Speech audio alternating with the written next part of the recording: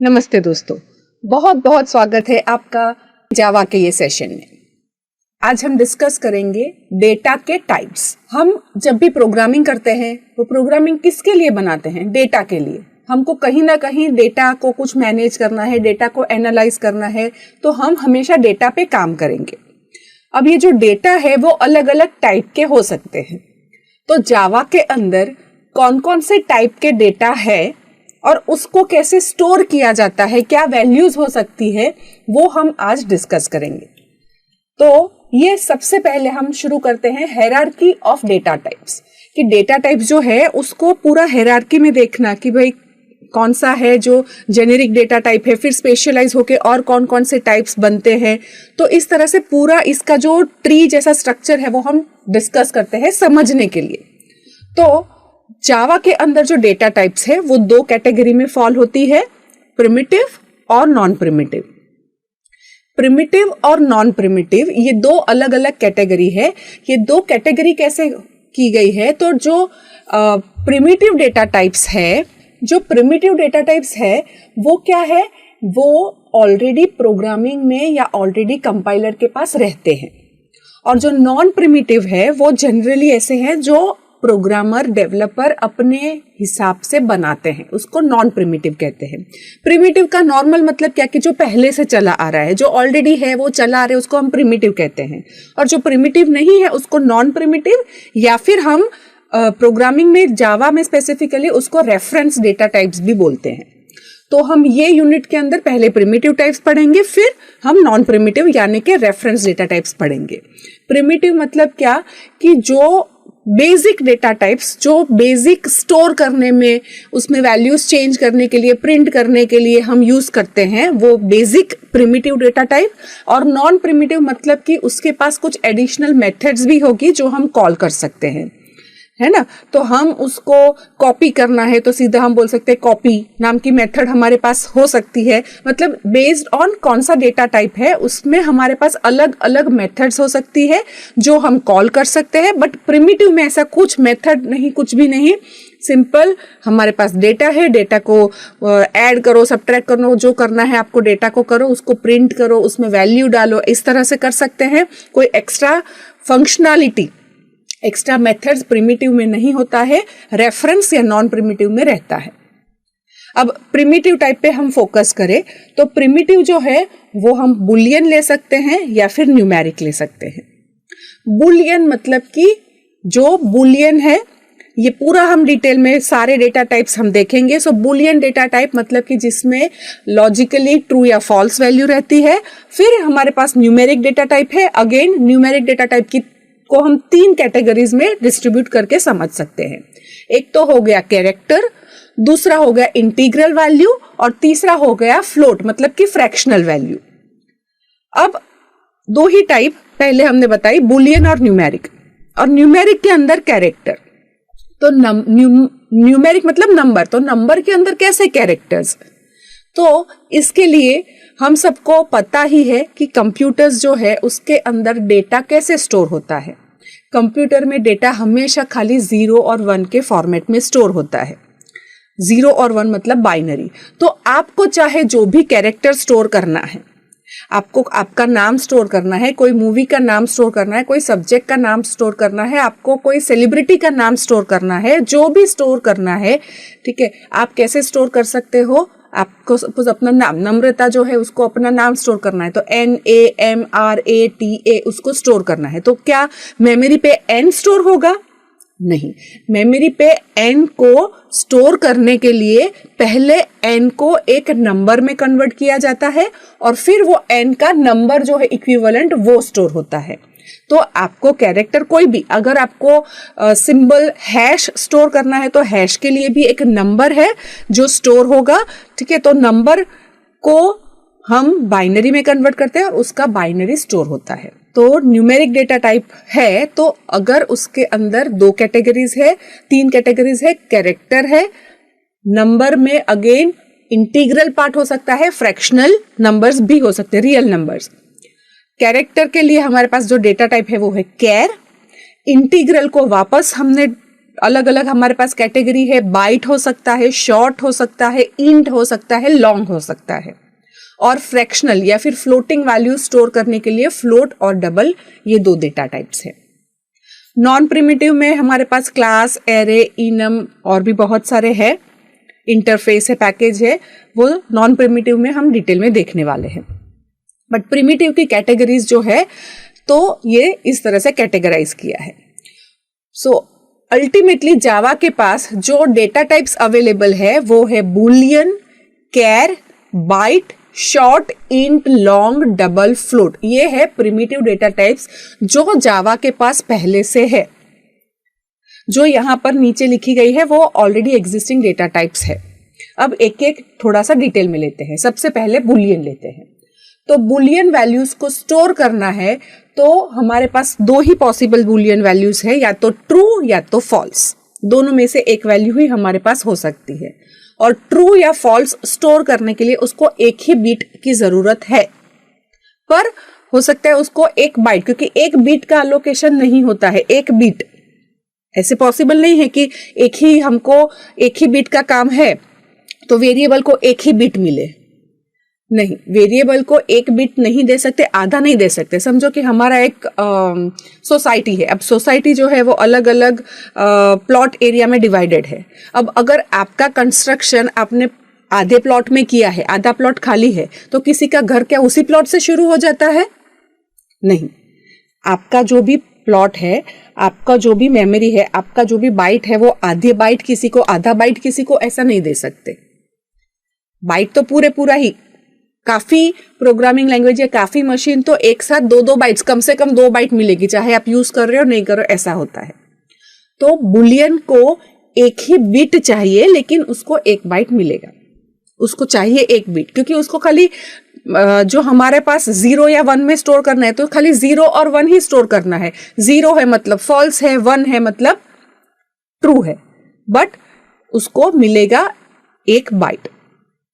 अगर हम कुछ भी वैल्यू नहीं देते हैं तो बाय डिफॉल्ट वैल्यू इसमें क्या जाती है? बाय डिफॉल्ट वैल्यू इसमें जाती है फॉल्स। किस तरह से बुलियन वैल्यू वेरिएबल्स को बनाते हैं? वेरिएबल्स हम ऑलरेडी डिस्कस कर चुके हैं किस तरह से बनाते हैं। तो हमको डेटा टाइप लिखना है। Boolean is the data type. आप देख सकते हो यहाँ पे स्मॉल केस में मैंने लिखा है। तो बुलियन स्मॉल केस में डेटा टाइप है, प्रिमिटिव डेटा टाइप, और फिर वेरिएबल का नाम, और उसको मैंने इनिशियलाइज भी किया है is equal to false. Similarly boolean is Java fun, वो वेरिएबल का नाम है, इज इक्वल टू ट्रू। अब ये ऐसा जरूरी नहीं है कि बुलियन है तो हमें इज से ही शुरू करना है। आप मेरे ये 2 एग्जांपल देख के आप ये नहीं समझना कि ये दोनों इज से शुरू हो रहे, मतलब बुलियन मतलब इज से ही लिखना है। बट जनरली अगर उसके अंदर बुलियन वैल्यू है, वो ट्रू या फॉल्स रिटर्न कर रहा है, मतलब हम कहीं उसमें चेक कर रहे हैं कि वो प्रेजेंट है या नहीं, तो उसके लिए मैंने इज रखा है। आप कोई भी नाम दे सकते हो, बुलियन फ्लैग, बुलियन प्रेजेंट, ऐसा भी लिख सकते हैं, बट जनरली ये कन्वेंशन फॉलो होता है। तो हम एक थोड़ा सा डेमोन्स्ट्रेशन करके देख लेते हैं कि बुलियन डेटा टाइप बनाते कैसे हैं। तो हम एक बुलियन डेटा टाइप बनाते हैं। ये नोटपैड मैंने ओपन किया।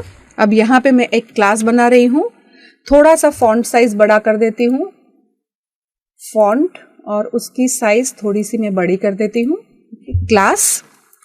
अब यहाँ पे डेटा टाइप डेमो, इस तरह से क्लास बनाया मैंने। क्लास अगेन कीवर्ड है, इसलिए हमको क्लास ही लिखना है। डेटा टाइप डेमो आइडेंटिफायर है, आपको जो लिखना है लिख सकते हैं। कर्ली ब्रैकेट देना जरूरी है। उसके बाद थोड़ा सा मैं अंदर लिखती हूँ ताकि मुझे पढ़ने में आसानी हो कि ये क्लास के अंदर जा रहा है। अब मैं यहाँ पे लिख रही हूँ, क्या लिखते हैं हम? पब्लिक, ये स्टैटिक वॉइड मेन, ऐसा ही हमको लिखना है। और फिर ब्रैकेट के अंदर कैपिटल से शुरू हो तो स्ट्रिंग, और फिर यहाँ पे आर्ग्स, ये लिखना है।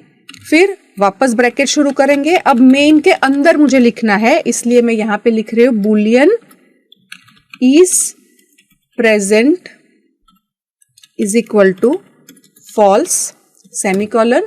अब मुझे इसको प्रिंट करना है तो मैं क्या लिखूंगी? प्रिंट करने के लिए हम लिखते हैं system dot out dot print ln, और यहाँ पे मुझे क्या प्रिंट करना है, मुझे प्रिंट करना है इज प्रेजेंट की वैल्यू, तो मैं यहाँ पे लिखूंगी इज प्रेजेंट, फिर सेमीकोलन। अब मैं इसके यहाँ पर मेथड को क्लोज करूंगी और यहाँ पर मैं अपना क्लास क्लोज कर रही हूँ। अब इसको मैं सेव करती हूँ। सेव करने के लिए इसका नाम हम जो चाहे जो मर्जी है दे सकते हैं, लेकिन उसका एक्सटेंशन क्या देंगे, .java। तो यहां पर मैं एक फोल्डर बना देती हूं कोड के लिए और इसके अंदर मैं यहां पर डेटा टाइप या फिर डेटा टाइप demo.java और इसको मैं सेव कर देती हूँ। अब इसको हम कंपाइल करेंगे। कहाँ से कंपाइल करेंगे, टर्मिनल पे जाके हम क्या लिखेंगे, जावा-सी हमारा प्रोग्राम का नाम, पहले हमको cd कोड करना पड़ेगा और फिर जावा-सी और हमारे प्रोग्राम का नाम डेटा टाइप demo.java। अब कंपाइल हो गया। अब हम देखेंगे dir करके, तो यहाँ पे इसकी डॉट क्लास फाइल बन गई है। डॉट क्लास फाइल का नाम क्या होगा, जो हमारे क्लास का नाम है। हमारी फाइल जो सोर्स फाइल हमने बनाई है जिसमें हमने प्रोग्राम लिखा है उसका नाम है डेटा टाइप demo.java और जैसे ही हमने कंपाइल किया तो जो भी हमारा क्लास का नाम है वो क्लास के नाम की हमारी डॉट क्लास फाइल बन जाती है। अब हमको अगर रन करना है तो कैसे रन करेंगे, जावा फिर क्लास का नाम लिखना है डेटा टाइप डेमो, जावा डेटा टाइप डेमो और यहाँ पे आप देख सकते हैं यहाँ पे जो हमने फॉल्स वैल्यू रखा है वो फॉल्स प्रिंट हो जाता है। अगर जैसे बताया कि अगर हम इनिशियलाइज नहीं करेंगे तो बाय डिफॉल्ट फॉल्स से इनिशियलाइज होता है, तो चेक करें ऐसा होता भी है। इनिशियलाइज नहीं किया मैंने और मैंने सीधा प्रिंट कर दिया। अब क्या होगा, मैं जैसे ही कंपाइल करूंगी तो एरर आ गई। क्या एरर आई, that variable is present might not have been initialized. मतलब आप देखो कंपाइलर कितना स्मार्ट है, बोल देता है हमको, तो हमको सोचने की जरूरत नहीं, खाली पढ़ना है, उसी से पता चल गया कि अच्छा हमने इज प्रेजेंट को इनिशियलाइज नहीं किया है। पर जबकि मैंने बताया कि आप इनिशियलाइज नहीं करते हो तो बाय डिफॉल्ट फॉल्स हो जाता है।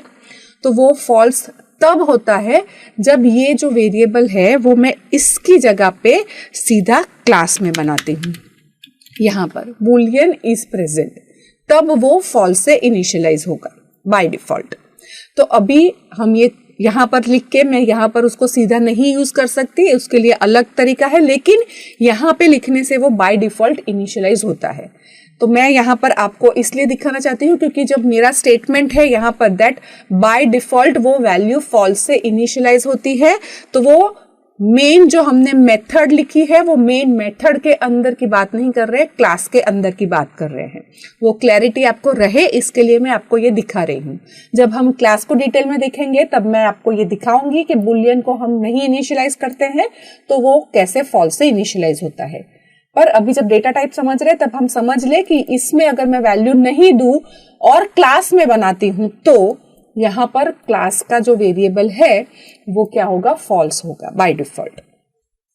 तो अभी हमको अगर इसको यूज करना है तो मेथड के अंदर हमने रखा है तो उसमें इनिशियलाइजेशन जरूरी है, तो इसलिए या तो ट्रू या तो फॉल्स से हम इनिशियलाइज करेंगे। अब मैंने ट्रू से इनिशियलाइज किया, अब मैं इसको जब मैं रन करूंगी तो ट्रू आ गई वैल्यू, राइट। तो ये हो गया बुलियन डेटा टाइप। जनरली कहाँ यूज होता है, जनरली हमको जैसे फ्लैग में कहीं पर कि वैल्यू ट्रू है, मतलब वैल्यू वो बच्चा प्रेजेंट है या एब्सेंट है, एम्प्लॉय पार्ट टाइम है या फुल टाइम, तो हम रख सकते हैं इज पार्ट टाइम या इज फुल टाइम नाम का वेरिएबल रख सकते हैं। तो इस तरह से बुलियन वैल्यूज का वेरिएबल्स का यूज होता है। अब दूसरा डेटा टाइप लेते हैं जो कि है कैरेक्टर। अब इंटीग्रल है, इंटीग्रल में सबसे पहले हम शुरू करते हैं कैरेक्टर से। तो कैरेक्टर को स्टोर करना है एक एक, तो जावा के अंदर जो डेटा टाइप अवेलेबल है वो है कैर। डेटा टाइप का नाम है कैर, तो कैर डेटा टाइप हमारे पास अवेलेबल है। एक ही कैरेक्टर, अगर आपको अपना नाम स्टोर करना है तो अपना नाम स्टोर करने के लिए आपको बहुत सारे कैरेक्टर चाहिए।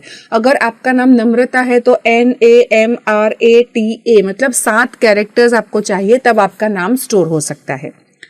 एक कैरेक्टर में एक कैरेक्टर, अगर मैंने लिखा है कैर एक्स तो एक्स में एक ही कैरेक्टर जा सकता है। अगर मैं डिक्लेयर करती हूँ कैर नेम तो नेम के अंदर एक ही कैरेक्टर जा सकते हैं। अगर आपको मल्टीपल कैरेक्टर्स चाहिए तो मल्टीपल कैरेक्टर्स बनाने पड़ेंगे। कैरेक्टर हमेशा आपको सिंगल कोट्स में एनक्लोज करना है। सिंगल कोटेशन मार्क्स जो होता है उसमें आपको एनक्लोज करना है।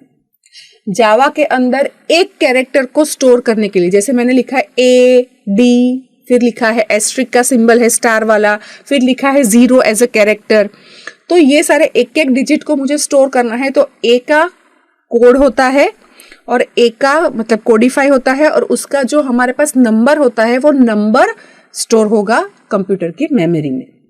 तो ये जो कन्वर्जन होता है वो कन्वर्जन कौन से फॉर्मेट में होता है कि ए मतलब कौन सा नंबर, बी मतलब कौन सा नंबर, तो जावा के अंदर जो है वो यूनिकोड कन्वर्जन होता है, यूनिकोड यूज होता है। अगर बाकी सारी कोई लैंग्वेजेस देखे तो जैसे सी और सी प्लस प्लस में जो यूज होता है वो है आस्की कैरेक्टर, मतलब वो आस्की फॉर्मेट स्टोर होता है कि ए मतलब 65, बी मतलब 66, इस तरह से स्टोर होता है। और जावा के अंदर जो यूज होता है वो है यूनिकोड, मतलब यूनिवर्सल। क्योंकि इसका नाम यूनिकोड क्यों रखा, क्योंकि वो यूनिवर्सल कैरेक्टर कन्वर्जन सपोर्ट करता है। यूनिवर्सल मतलब कि अगर जावा के अंदर अगर आपको फ्रेंच में कैरेक्टर स्टोर करने हैं तो फ्रेंच के कैरेक्टर्स का भी सपोर्ट है, चाइनीज कैरेक्टर का भी सपोर्ट है, इंग्लिश का सपोर्ट तो है ही है। अगर जर्मन में स्टोर करना है, लैटिन में स्टोर करना है, तो सारे कैरेक्टर्स उसके भी स्टोर होते हैं, इसलिए यूनिवर्सल। तो यूनिवर्सल मतलब खाली यूनिवर्स की इंडिया के बाहर की लैंग्वेज नहीं है। अगर मुझे हिंदी में स्टोर करना है, हिंदी का क स्टोर करना है तो हिंदी का क भी पॉसिबल है। अगर आपको पंजाबी कैरेक्टर स्टोर करने हैं तो वो भी पॉसिबल है, मलयालम कैरेक्टर स्टोर करने हैं तो वो भी पॉसिबल है। तो जावा के अंदर यूनिवर्सल मतलब बहुत सारी local languages as well as international बहुत सारी लैंग्वेजेस के कैरेक्टर्स का सपोर्ट है। तो इसलिए जब इतने सारे हमको कैरेक्टर स्टोर करने हैं तो हमको कम से कम 16 बिट्स मतलब 2 बाइट, 1 बाइट मतलब कितने बिट्स, 1 बाइट इज 8 बिट्स, इसलिए 16 बिट चाहिए, मतलब कि 2 बाइट्स स्टोर करते हैं। ओके, सो यूनिकोड क्या है, universal international standard character encoding, है ना, क्योंकि हमको यूनिवर्सल के जो इंटरनेशनल स्टैंडर्ड्स है उसके कैरेक्टर का एनकोडिंग करना है, जो कि वर्ल्ड की ऑलमोस्ट बहुत सारी लैंग्वेजेस का सपोर्ट करता है।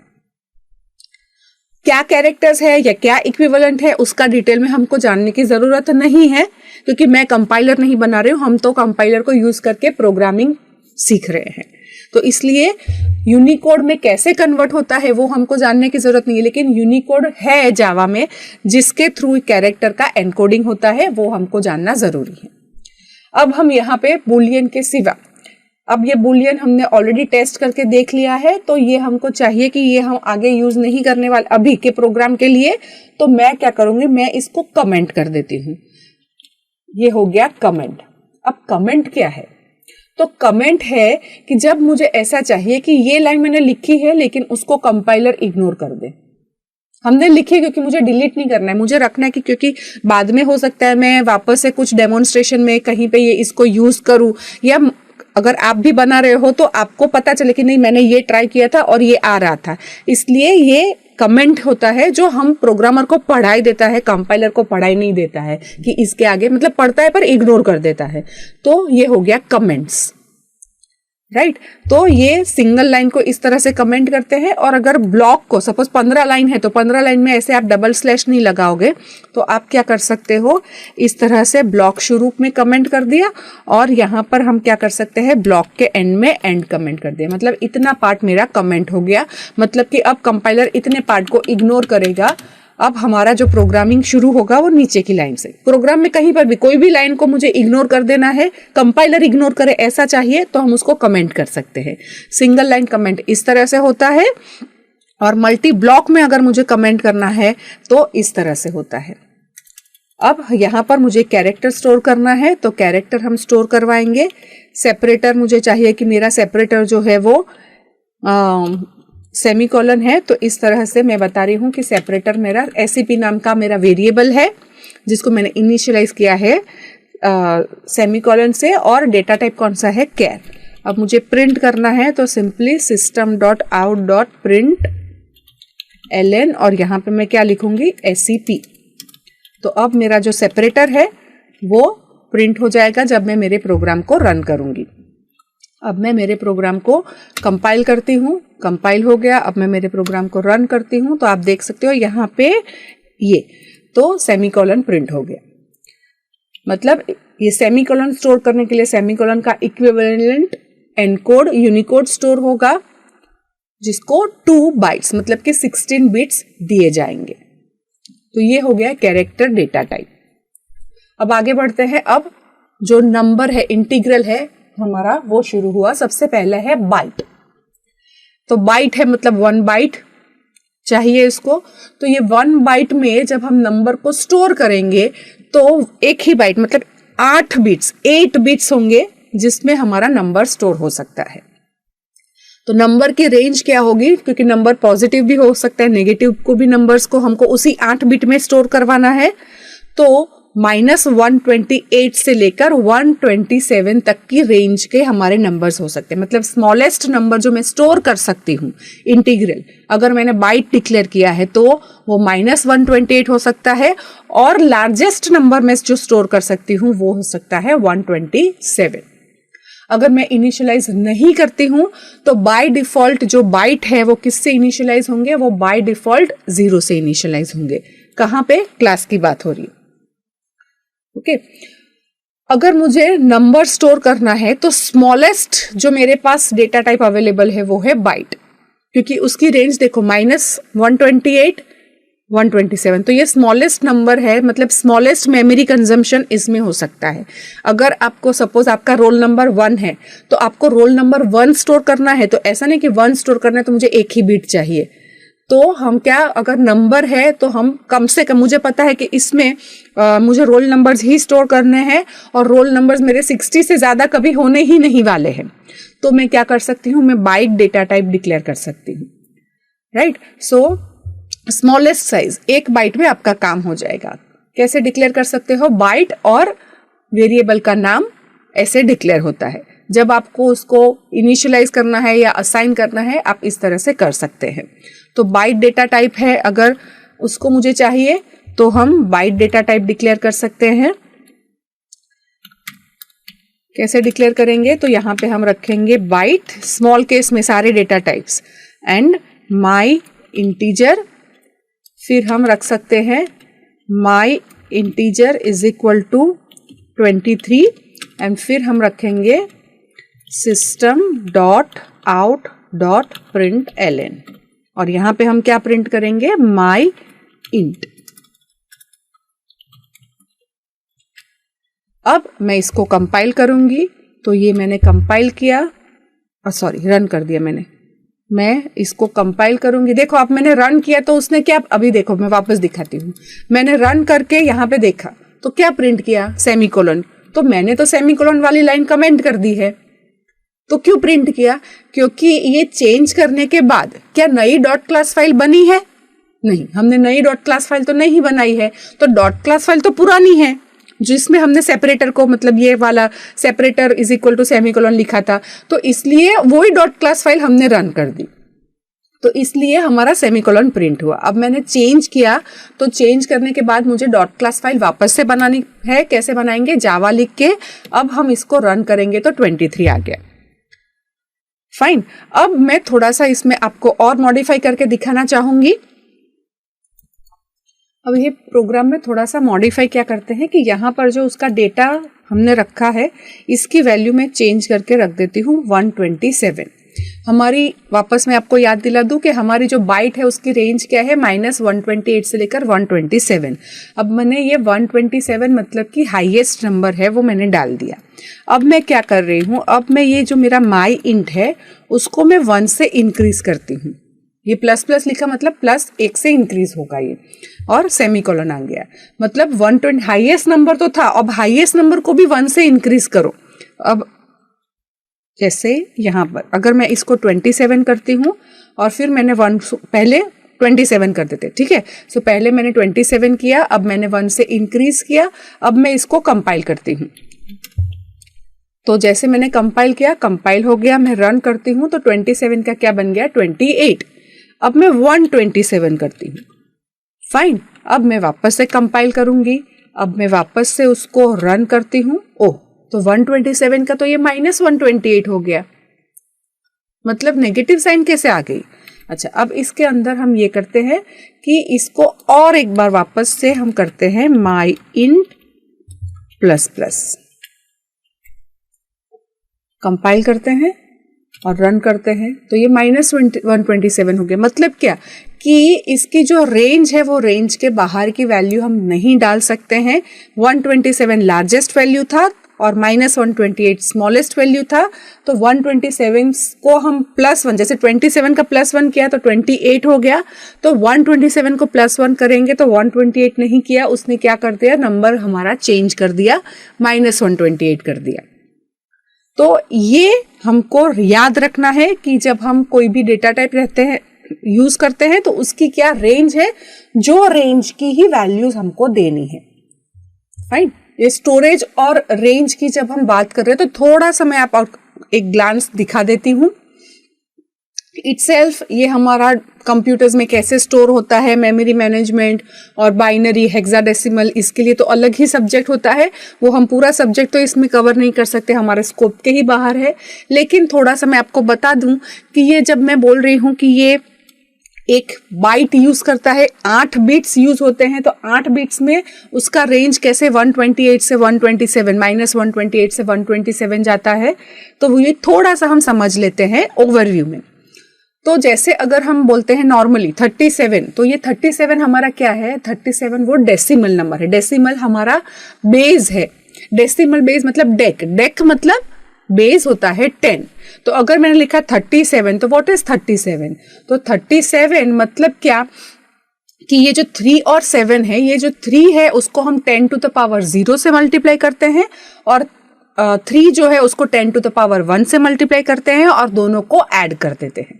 तो मतलब 10 टू द पावर 0 मतलब हो गया 1, 1 इंटू 7 मतलब 7, फिर 10 टू द पावर 1 मतलब हो गया 10 मल्टीप्लाई बाई 3 मतलब 30, फिर 30 प्लस 7 मतलब हो गया 37। सिमिलरली सपोज 658 है, तो हम क्या करते हैं, 8 को 10 टू द पावर 0 से मल्टीप्लाई करते हैं, 5 को 10 टू द पावर 1 से मल्टीप्लाई करते हैं और 6 को 10 टू द पावर 2 से मल्टीप्लाई करते हैं और सबको ऐड कर देते हैं। ये 10 का पावर क्यों, क्योंकि ये डेसिमल नंबर है, तो इसलिए जितने भी हमारे डिजिट्स होते हैं उसको राइट से शुरू करते हैं। राइट साइड का जो होता है वो हमारा लीस्ट सिग्निफिकेंट होता है और जैसे हम लेफ्ट में जाते हैं वहां पे मोस्ट सिग्निफिकेंट होता है।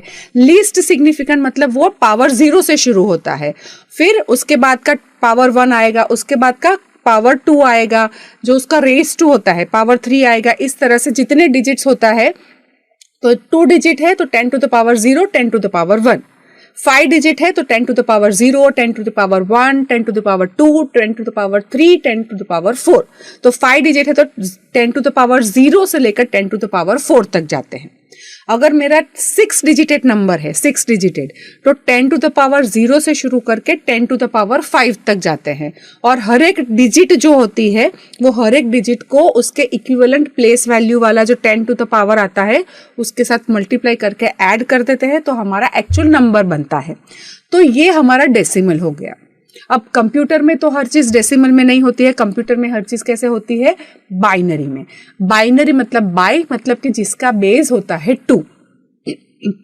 तो मतलब अगर मैं 2 बिट्स की ही बात करूं तो 2 बिट्स अगर मेरे पास है तो 2 बिट्स में पॉसिबल क्या हम स्टोर कर सकते हैं, 0 0, दोनों बिट्स मेरे 0, या तो फिर पहला 0 फिर 1 मतलब 0 1, या तो फिर 1 0 या फिर 1 1।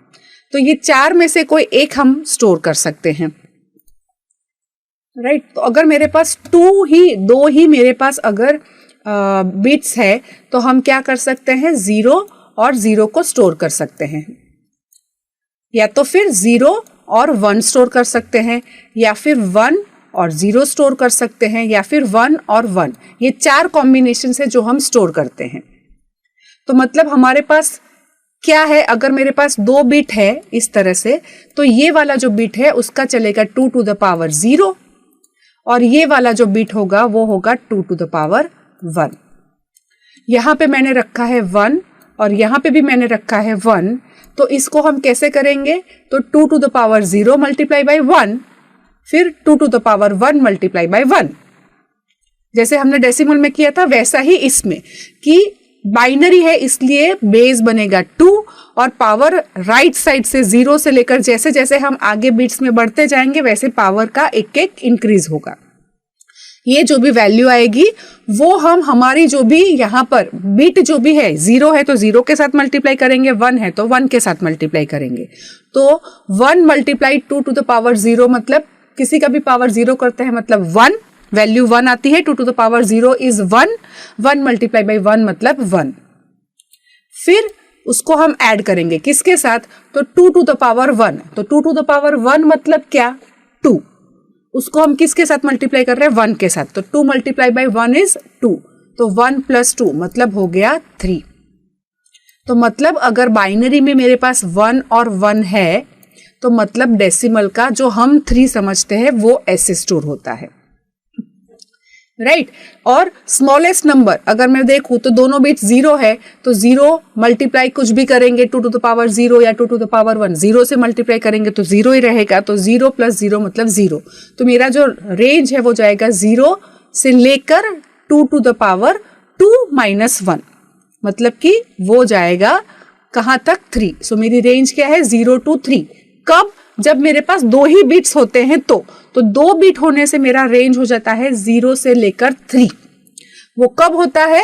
जब हम पॉजिटिव्स ही कंसीडर करते हैं। अभी इसमें साइन तो हमने सोची नहीं है कि नेगेटिव नंबर्स कैसे स्टोर होंगे, नेगेटिव भी नंबर्स भी तो हो सकते हैं, ये तो हम अभी पॉजिटिव नंबर्स की बात कर रहे हैं।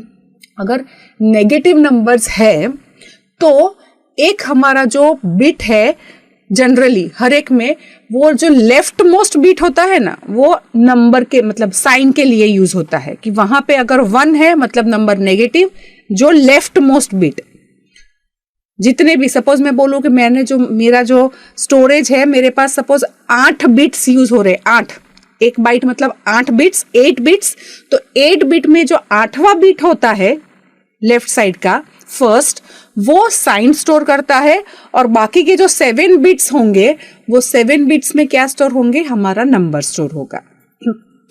तो इसी तरह से अगर नेगेटिव नंबर्स को भी कंसिडर करना है तो हमारी रेंज तो और डिक्रीज हो जाएगी, क्योंकि एक बिट ऑलरेडी चला गया, तो इसलिए हमारी कैपेसिटी क्या हो जाएगी स्टोर करने की? -2 से लेकर 1। फाइन। तो अगर हम अभी देखें तो अगर मेरे पास 8 बिट्स है तो 8 बिट्स में 2 to the power 0 से लेकर 2 to the power 7 जा सकते हैं, लेकिन जो हमारा 8th वाला बिट होगा वो तो क्या होगा? वो साइन के लिए रिजर्व हो जाएगा। तो पॉजिटिव नंबर में हमारे पास एक वैल्यू कम हो जाएगी, तो उसकी रेंज जो है वो क्या होगा? -2 to the power 7 से लेकर 2 to the power 7 minus 1 तक। तो 2 to the power 7 मतलब क्या? 2 to the 4, 2 to the 8, 2 to the 16, 32, 64, 64 to the 128, right. तो इसलिए जब हमको 8 ही बिट्स मिल रहे हैं तो 2 to the power 0 मतलब 1, तो 2 to the power 2, 3, 4 इस तरह से करो तो 2 to the power 1 is 2, फिर 2 to the power 3, 4, 5, 6, 7, 2 to the power 7 क्या निकला हमारा? 128। तो इसलिए हमारी रेंज क्या है? -128 से लेकर 127। फाइन। तो ये मैं खाली आपको एट अ ग्लांस, पूरा इसमें डिटेल में हम नहीं जा रहे, लेकिन ये रेंज कैसे डिसाइड हो रहा है या क्यों बाइट है तो उसका रेंज क्यों इसमें खाली -127 से लेकर -128 से लेकर 127 तक, वो इसलिए। अब हम नेक्स्ट देखते हैं। नेक्स्ट है हमारे पास शॉर्ट। जब अगर हमको नंबर स्टोर करना है तो नंबर जो है वो -127 -128 से लेकर 127 से की रेंज में फॉल नहीं होता है, नेगेटिव में या उससे स्मॉलर है या पॉजिटिव में उससे बड़ा है, तो हम क्या कर सकते हैं?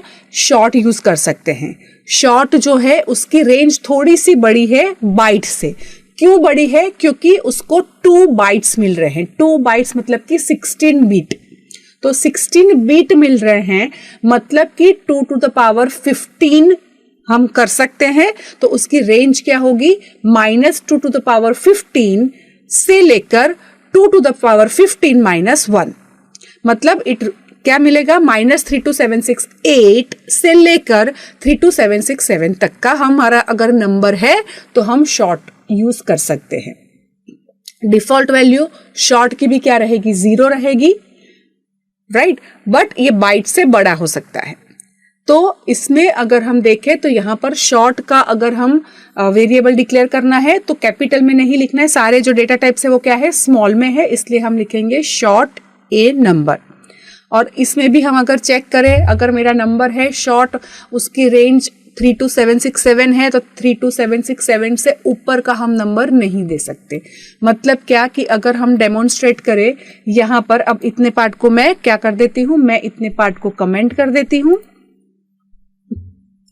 अब यहाँ पर मैं क्या रखती हूँ, यहाँ पर मैं रखती हूँ शॉर्ट, और शॉर्ट में मैंने रखा माई इंड इज इक्वल टू, मेरी रेंज जो है उससे बाहर का नंबर 32767 है, मैं उसकी जगह पे 52767 रखती हूँ। फाइन, अब मैं इसको कंपाइल करके रन करूंगी। तो इससे पहले क्लियर कर देती हूँ, मैंने क्या कंपाइल, अच्छा सेमीकोलन छूट गया, हाँ, तो यहाँ पे मैंने कंपाइल किया, तो यहाँ पर बोल रहा है possibly loss of conversion from int to short, तो इसलिए यहां पर हमको ये मैसेज दे रहा है एरर की। हम क्या करेंगे, हम थोड़ा सा इसको कम कर देते हैं। अब मैं इसको वापस से कंपाइल करूंगी, तो यहां पर वो कंपाइल हो गया, राइट। तो यहां पर अगर मैं वैल्यू इसको बहुत ज्यादा दे देती हूं जो उसके रेंज के बाहर है, तो मुझे कंपाइलर एरर देता है। अगर मैं इसको अपनी रेंज में ही रखती हूं तो फिर यहाँ पर कंपाइलर एरर नहीं देता है। फाइन, तो ये हो गया हमारा शॉर्ट डेटा टाइप, जब बाइट से बड़ा हमको रखना है तो। बट सारे नंबर, ऐसा जरूरी तो नहीं है कि 32,000 की रेंज में ही हो, इससे भी बड़ा नंबर हो सकता है। तो उसके पास हमारी और एक डेटा टाइप आती है, वो होता है इंट। हम इंट डेटा टाइप यूज करके नंबर को स्टोर करवा सकते हैं। अब अगर इंट अगर हम यूज कर रहे हैं तो वो बाइट और शॉर्ट से बड़ा है, मतलब वो हो जाएगा 4 बाइट्स। 4 बाइट मतलब 32 बीट। अब 32 बीट मतलब एक जो है हमारा वो नंबर साइन के लिए होगा, तो मतलब पॉजिटिव में एक हमारा वैल्यू घट जाएगा, तो मतलब -2⁻31 से लेकर 2⁻31 - 1, ये हमारी रेंज के नंबर हो सकते हैं। मतलब क्या कि ये हो जाएगा शायद यूनिट 10, 100,000, 10,000, लाख, 10 लाख, करोड़, 10 करोड़, अरब, मतलब -2 अरब 14 करोड़ 74,83,648 से लेकर 2 अरब 14 करोड़ 74,83,647 तक की रेंज में हमारा नंबर हो सकता है अगर हम इंट लिखते हैं तो। डिफॉल्ट वैल्यू क्या है इसकी भी, डिफॉल्ट वैल्यू होती है 0, मतलब बाइट से बड़ा शॉर्ट, शॉर्ट से बड़ा इंट। जैसे हमारा नंबर है वैसे हमको डेटा टाइप्स रखने हैं। आप जब भी कोई अरिथमेटिक ऑपरेशन परफॉर्म करोगे, जैसे अगर आपने प्लस कर दिया, माइनस कर दिया कोई भी डेटा टाइप पे, तो वो बाय डिफॉल्ट क्या करता है, अनटिल एंड अनलेस आप बताओगे नहीं, वो बाय डिफॉल्ट इंट पे काम करता है। अब इससे भी बड़ा अगर मुझे डेटा टाइप चाहिए तो वो हो जाएगा लॉन्ग। लॉन्ग जो है वो उससे भी बड़ा डेटा टाइप है, न्यूमेरिक इंटीग्रल ही है, लेकिन मेरा जो नंबर है वो ये रेंज से भी बाहर है, और भी बड़ा नंबर हो सकता है। तो उसके लिए मेरे पास 8 बाइट मतलब कि 64 बिट्स की मेमोरी एलोकेट होती है इसके अंदर। तो 64 बिट मतलब -2⁻63 से लेकर 2⁻63 - 1 ये रेंज है हमारी। और ये जो नंबर है वो उसका रेंज आप देख सकते हो। आई डोंट नो ये कौन से इंडियन डेसिमल कन्वर्जन में किस तरह से इसको रीड करते हैं, बट ये जो रेंज है वो रेंज का हमारा नंबर हो सकता है जो हम स्टोर कर सकते हैं। डिफॉल्ट वैल्यू इसकी भी 0 होती है। तो इंटीग्रल में हमने देखा बाइट सबसे छोटा 1 बाइट मिलता है, फिर उससे बड़ा शॉर्ट जिसको 2 बाइट्स मिलते हैं, फिर उससे बड़ा होगा इंट जिसको 4 बाइट्स मिलते हैं, फिर उससे बड़ा लॉन्ग जिसको 8 बाइट्स मिलते हैं जब हमको इंटीग्रल स्टोर करना है। अब हम आते हैं फ्लोट पे। अगर मेरा नंबर डेसिमल पॉइंट वाला नंबर है तो उसको हम स्टोर करवा सकते हैं यूजिंग फ्लोट डेटा टाइप। आप फ्लोट देखोगे तो ये हो स्मॉल केस में लिखना है, और ये जो स्मॉल केस में हम फ्लोट लिख के वेरिएबल को लिखते हैं तो स्टोरेज के लिए वो कौन सा स्टैंडर्ड फॉलो करता है? स्टोरेज के लिए IEEE का 754 का स्टैंडर्डाइजेशन फॉलो करता है। IEEE मतलब वो एक इंस्टीट्यूट है जो इलेक्ट्रिकल और इलेक्ट्रॉनिक्स इंजीनियर्स का इंस्टीट्यूट है। ओके, तो ये लोग डिसाइड करते हैं सारे स्टैंडर्ड्स। तो उन्होंने 754 वाला जो स्टैंडर्ड है वो फ्लोटिंग पॉइंट, मतलब कि उसके लिए सिंगल प्रिसीजन के नंबर्स उसमें स्टोर होते हैं। फ्लोटिंग पॉइंट नंबर स्टोर करवाने के लिए 4 बाइट्स चाहिए, मतलब कि 32 बिट्स यूज करता है। और उसमें जो हमारे नंबर्स है वो आप अगर देखोगे तो साइंटिफिक नोटेशन जो हमने कहीं पे जाके स्कूल में पढ़ा होगा, एक्सपोनेंट मोंटेसा होता है ना, 2.3 ई ऐसा लिखते हैं, तो वो 2 ई से पहले जो लिखते हैं वो हो जाता है हमारा मेंटिसा, इसके बाद जो लिखते हैं वो हमारा हो जाता है एक्सपोनेंट, कितना करना है। तो ये फॉर्मेट में स्टोर होता है, जिसमें 32 बिट्स जो हमको मिले हैं उसमें से 23 बिट्स जो है वो मेंटिसा स्टोर होता है, और बाकी के जो 8 बिट्स बचे उसके अंदर क्या स्टोर करता है? एक्सपोनेंट स्टोर करता है। फ्लोटिंग पॉइंट नंबर जो अंदर साइंटिफिक नोटेशन जो ई एक्सपोनेंट और मेंटिसा का फॉर्मेट है उसमें स्टोर होता है। मेंटिसा मतलब अपनी कोर वैल्यू, और फिर एक्सपोनेंट मतलब जनरली हम e⁻ कितना जाता है ऊपर वो हम देखते हैं। तो इसकी जो रेंज है वो 3.4 e⁻ -38 से लेकर 3.4 e⁻38 तक की हमारी रेंज है जो नंबर में वो स्टोर करता है। डिफॉल्ट वैल्यू उसकी है 0.0, और फ्लोट है तो हम उसके बाजू में लिखते हैं f, क्लैरिटी के लिए कि ये फ्लोट है, नहीं तो वो डिफॉल्ट क्या लेगा? फ्लोट से बड़ा ले लेता है। तो फ्लोट इस तरह से स्टोर होता है। थोड़ा सा इसको भी डेमोन्स्ट्रेट कर लेते हैं। अब इतने पार्ट को मैं कमेंट कर देती हूँ वापस से, और फ्लोट का डेमोन्स्ट्रेशन देख लेते हैं। अब फ्लोट को मुझे स्टोर करना है, तो float my float is equal to 23.4 f इस तरह से लिखते हैं, और उसको मुझे प्रिंट करना है तो system.out.println और फिर यहाँ पे माई फ्लोट। तो ये हमारा नंबर हो गया, इसको हम यहाँ पे प्रिंट कर रहे हैं। अब हम इसको कंपाइल करेंगे, सिस्टम का s छूट गया, तो सिस्टम की स्पेलिंग मिस्टेक है, मैं इसको सेव करती हूँ और कंपाइल करूंगी। कंपाइल हो गया, इसको रन करेंगे तो आया 23.5। f प्रिंट नहीं करता है, वो खाली बता रहा है क्लैरिटी के लिए कि भाई f मतलब ये फ्लोटिंग पॉइंट नंबर है, तो इसलिए यहाँ पे फ्लोटिंग पॉइंट नंबर्स इस तरह से स्टोर होता है। स्टोर होता है वहां पे एक्सपोनेंट मेंटिसा फॉर्मेट है, यूजर को वैसे नहीं दिखाता है, हम तो यूजर है, हमको यूज करने से मतलब है। कैसे तुम स्टोर करते हो IEEE में, कैसे उसको स्टैंडर्डाइज करके कैसे कन्वर्ट करते हो, वो हमारा कंसर्न यूज करते वक्त नहीं है। समझना जरूरी है पर यूज करते वक्त डेफिनेटली नहीं है। अब हमारा दूसरा टाइप हो गया डबल। डबल मतलब है हमारा रियल नंबर्स ही, फ्लोटिंग पॉइंट ही है, लेकिन जो हम एक साइंटिफिक एप्लीकेशन बना रहे हैं या कुछ ऐसी एप्लीकेशन जिसमें डेसिमल पॉइंट के बाद प्रिसीजन ज्यादा ही जरूरी है, बहुत ज्यादा जरूरी है कि e⁻38 से हमारा वो कंसर्न, मतलब उस हमारा जो कंसर्न है वो सेटिस्फाई नहीं हो रहा है, हमको और भी ज्यादा प्रिसीजन चाहिए, हमको डबल प्रिसीजन चाहिए, तो उसके लिए हम क्या यूज करेंगे? उसके लिए हम डबल यूज करते हैं।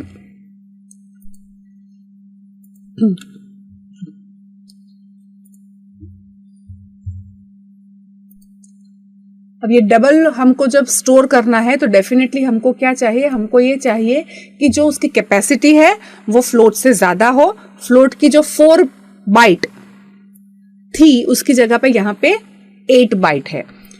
32 बिट्स था, इसका यहाँ पे 64 बिट्स हो जाएगा, मतलब डबल प्रिसीजन में हम स्टोर कर सकते हैं। इसमें भी एक्सपोनेंट मोंटिसा के फॉर्मेट में ही होता है, तो मेंटिसा जो है वो 52 बिट्स होता है और एक्सपोनेंट जो है वो 52 से, और मतलब कि 11 जो हमारे बिट्स बच गए उसमें एक्सपोनेंट स्टोर होगा। तो मेंटिसा 52 बिट्स में स्टोर होगा, एक्सपोनेंट जो है वो 11 बिट्स में स्टोर होता है। तो हमारा जो रेंज है वो बढ़ जाता है 1.7 e⁻−308 से लेकर 1.7 e⁻308, ये हमारी रेंज। आप देख सकते हो वहां पे क्या था? 3.4 और e⁻38 था। अब यहाँ पे 1.7 e⁻308 है, तो मतलब हम सोच सकते हैं कि हमारा कितना प्रिसीजन तक वैल्यूज जा सकती है। इसकी भी डिफॉल्ट वैल्यू हम क्या रखेंगे, इसकी भी डिफॉल्ट वैल्यू है 0.0। तो ये हो गए सारे प्रिमिटिव डेटा टाइप्स जो जावा में अवेलेबल है। अब इसके ऊपर मैनिपुलेशन, प्लस माइनस, कंपेयर करना है कि बड़ा कौन सा है छोटा कौन सा है, वो सारे आप कर सकते हो। इसमें कोई एक्स्ट्रा मेथड्स नहीं है जिसका आप यूज कर सकते हैं। तो ये सारे प्रिमिटिव डेटा टाइप हमने देख लिए हैं।